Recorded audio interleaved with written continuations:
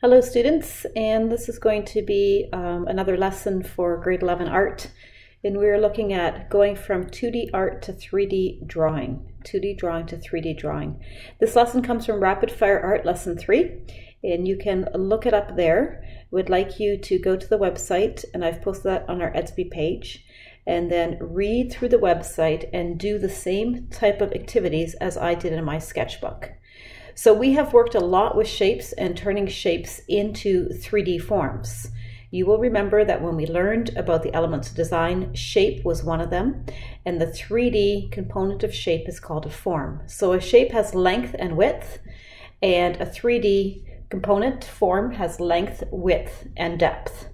So you can see here, length and width, and depth. So draw a few shapes like that. When you add a plane, and a plane is, this is a plane, length and width, and then there's another plane behind here. When you add a plane to a flat drawing, then it changes the drawing into a three-dimensional type of drawing. So each plane is facing a different direction. And you can see that here, we have this one facing forward, this is the top plane, and this is the side plane. And then of course the other side plane is behind there, and there's also a back plane. The way to draw and to change 2D shapes into 3D forms is to connect them. And I'll show you a little bit more about that later in this lesson. So just draw a simple shape. You don't have to do a square, you can do a rectangle, you can do whatever you want to show that. Second thing to talk about is cross-contour lines. And again, we have studied cross-contoured lines.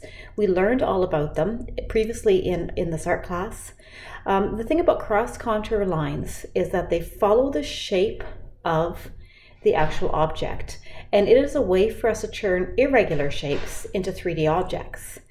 So another way of doing it is you can follow the shape as you see here in the circle. We're just following the shapes through, but you can also draw in the ellipses, and you can see that here. We're basically drawing the circles as they go all the way to the top of the triangle, or the ellipses as they go all the way up into the triangle. And this creates the cross-contour lines. If I was just drawing the cross-contour lines, I would have a line that went across the bottom, another one that went over here. Here it kind of starts to flatten out. Here I might choose the top one depending on my perspective. And again, here you'll see it almost with this bean-like structure where I've got the ellipsis again. So draw 3 different shapes, please. You're going from a circle into a sphere, a triangle into a cone, and this irregular shape, flat shape, into a 3-dimensional shape.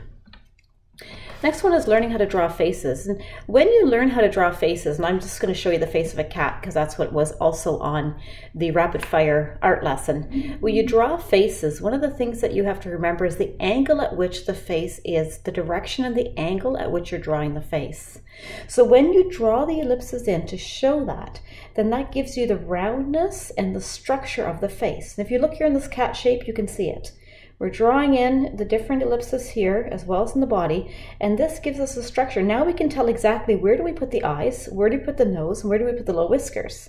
And that helps us in this final drawing. You can see that helps us again define the final shape, and also helps us understand the angles and the curves of the cat. So draw yourself a little cat like this.